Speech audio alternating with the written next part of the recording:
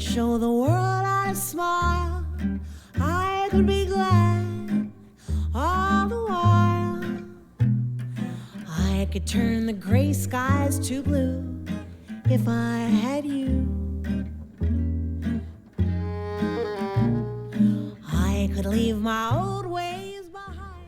Hi, I'm Whit Smith, playing the band called the Hot Club of Cowtown. Play Western swing and whatever we feel like at the time. And thanks for watching Western Swing Rules. I'm going to demonstrate some sort of unorthodox guitar playing, I guess. It shouldn't be, but it's not that popular. Hopefully you'll like this. I'll use a song, Roly Poly, the chord changes anyway from Roly Poly to demonstrate some Western Swing rhythm guitar. So here we go in key of G.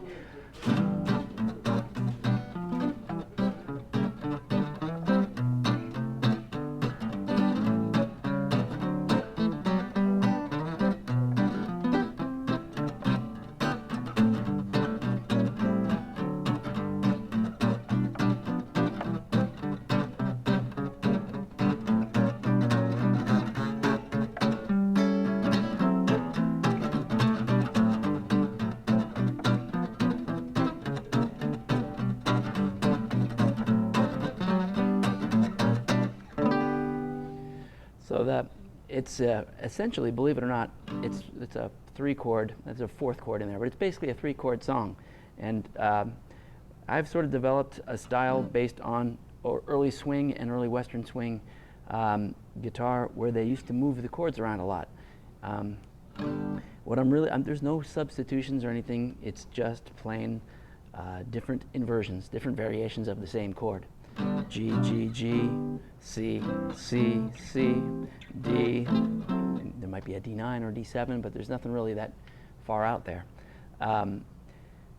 If you want to learn how to play like that, of course you listen to those kind of records and you think about it and you experiment a bunch.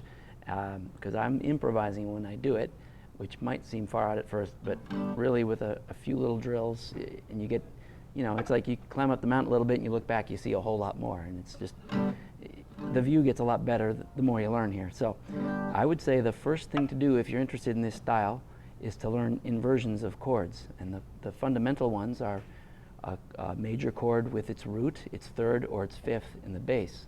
And I would do that by saying this is G major, the root in the bass on the low E string. A lot of people are familiar with this. If you go and you play a G major scale on that low E string, G, A, B, C, D, E, F sharp and G,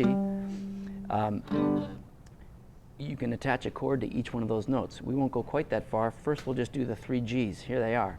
So memorize this. G with G in the bass. G with the 3rd in the bass. So if you look in, this is the 3rd, this is the root, this is the 5th. Now, any chord can have a lot of different names. This could be called E minor 7. It could be a number of things, but we're going to just treat it as G. This is root in the bass, 3rd in the bass. Oh, I forgot to mention, when you do the scale, every other note is a chord tone. So G, skip the A, B, skip the C, D, that would be the root, the 3rd, and the 5th, just like the white notes on the piano when you make a chord. So G with the 3rd in the bass. And one that a lot of people are not so familiar with is up here. Make sure the camera can see that okay. You've probably seen this sort of country or rock and roll looking chord shape. The Western swing or the swing guitar equivalent is that. You're covering a lot of the same notes. So what this is, G major, it's just a root 3 and 5. It's a really straightforward chord. The 5th is in the bass, 3rd is in the middle, root is on the top. You're not playing the A string, the belly of this finger just kind of bumps into it and mutes it, and you don't bother strumming past the note you fingered. Makes it nice and tight sounding. So you have this G, and this G I'm playing all the notes just because everyone seems to be familiar and comfortable with this shape. This is a nice G major 6 if you want to take note of that. And it would come from the same family as this and this, more so than this one. I won't get too abstract. This will work great. G major with the root in the bass, G major with the 3rd in the bass, G major with the 5th in the bass. Okay? Then you do that with all the chords. And if you do that with C and with D, the next step, as it were, would be to play 1, 4, and 5, or G, C, D, using those chord shapes. One way to make sure that you're really being thorough and using all the shapes is by staying in a position, or a neighborhood, as I like to refer to them. If you do that, you'll end up using all 3 shapes. If you use 2 of the same shape, it means you've left the neighborhood, which is fine. The song may require, may prefer that. But as an exercise, when you're teaching yourself, it's good to be thorough. So let me demonstrate C. Here's a C chord. Physically, these things are all going to be the same. They're just going to end up in different places. This is C with the root and the bass. So C with the 3rd and the bass. C, D, E. E, F, G, 3, 4, 5. Now, I'm not going to go all the way up here. I'm going to go down here. All the same rules apply. This is a C major chord. It's sort of like I said, they call it a rock and roll or country bar chord. And the shape that sort of fits over that nicely, which is preferable for Western swing and for swing guitar. Actually, it's great in rock and roll too, but it can be your secret. 5 in the bass, 3rd, and root, or G, E, and C. It's a C major chord with the 5th in the bass. You might locate it by saying there's a C, here's C.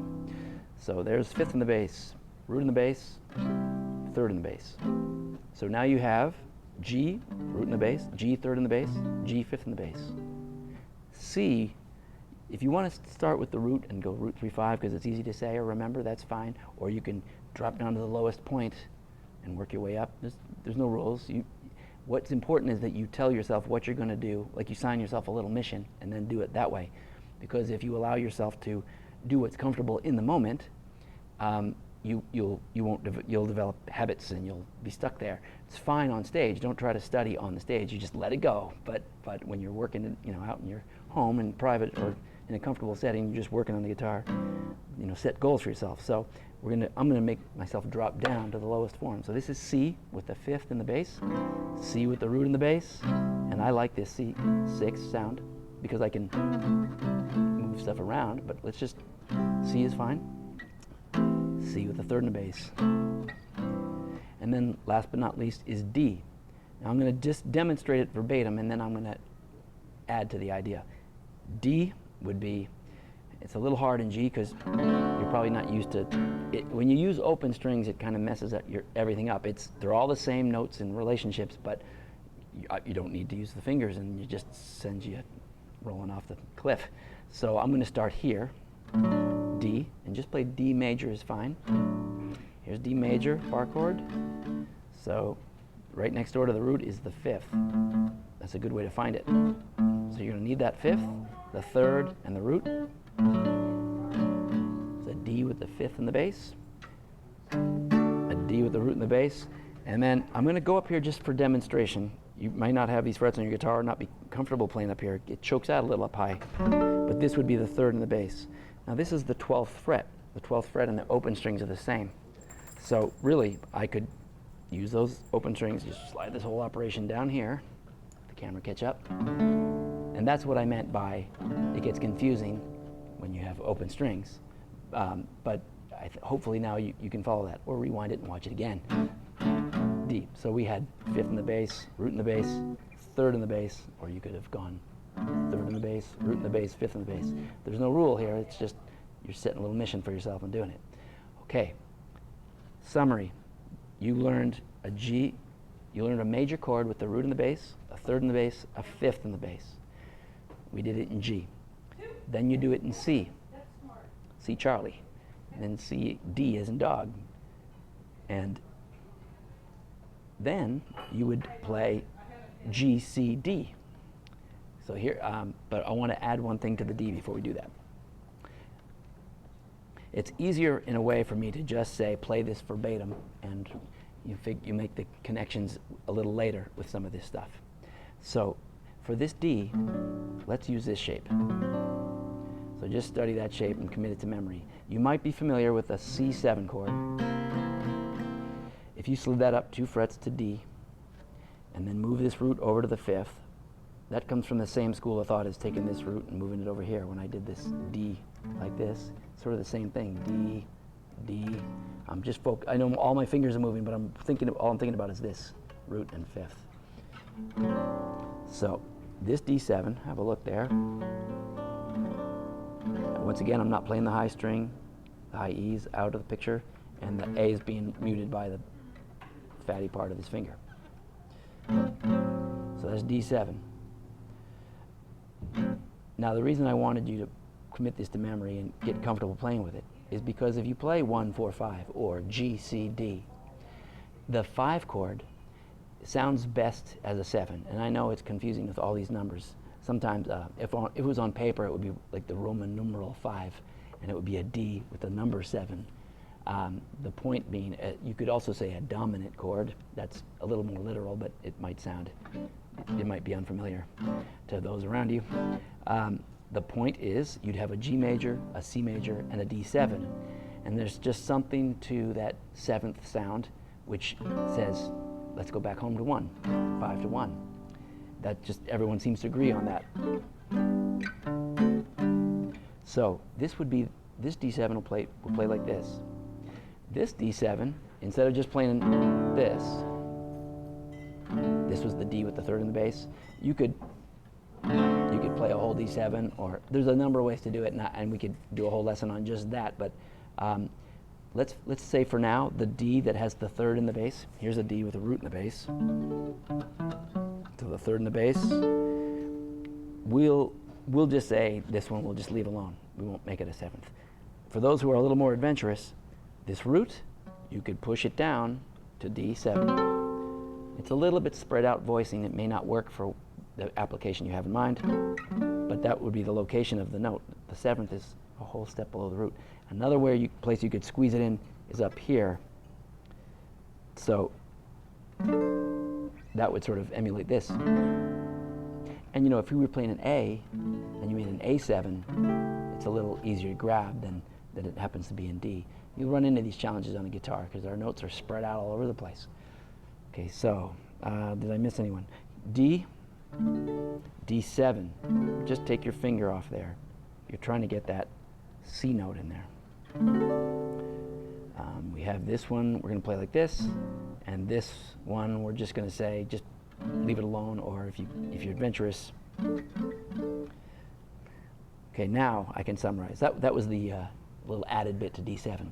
The entire summary is to try to play 1, 4, 5, a chord progression with what you've just learned. So G, C, D, and G, or G, C, D, G. Now I'm staying in one area, so I'm using all, I'm cheating a little because technically this would be using each of the inversions in this area would be G, C, D, G.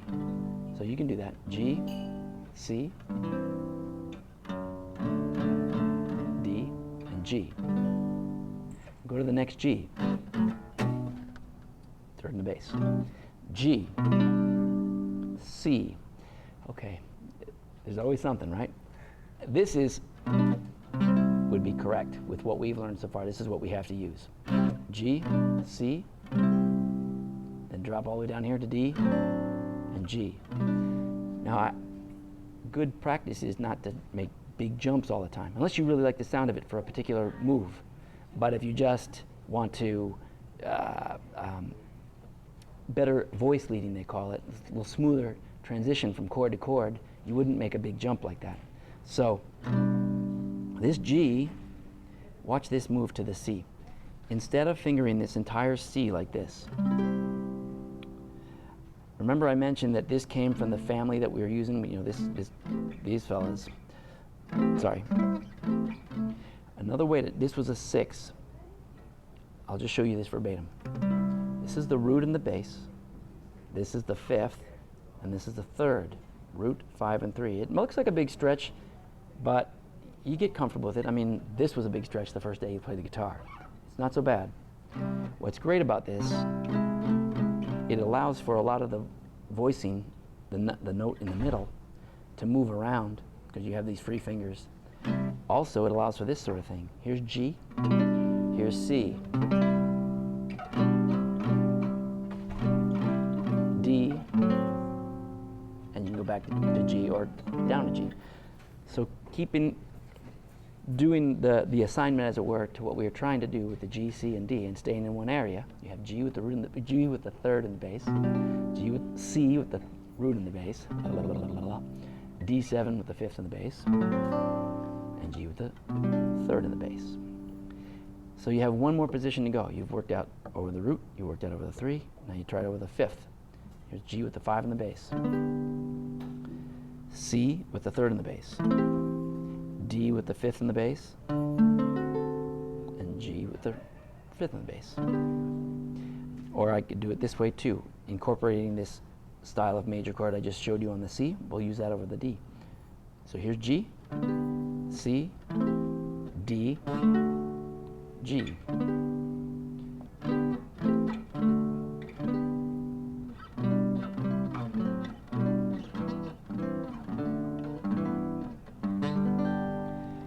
So that's a very good drill to get started on moving chords around. And you know, you may or may not be familiar with some of those voicings, but you know, by practicing it that way, first just the G's and then just the C's. Yeah. If you are interested in playing this shape for C, I'd say make that drill of going up the neck and back. You know, use this guy instead of this one. So you have the C with the 5th and the bass, C with the root and the bass. I know it looks a little crazy to some guitar players at first, but it's really not bad. C with the 3rd and the bass. And then the D, I suggest using D7, which is,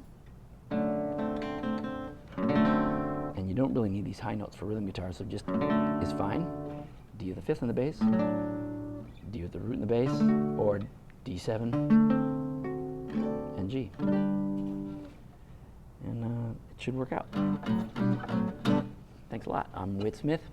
This is Western Swing Rules. See you again.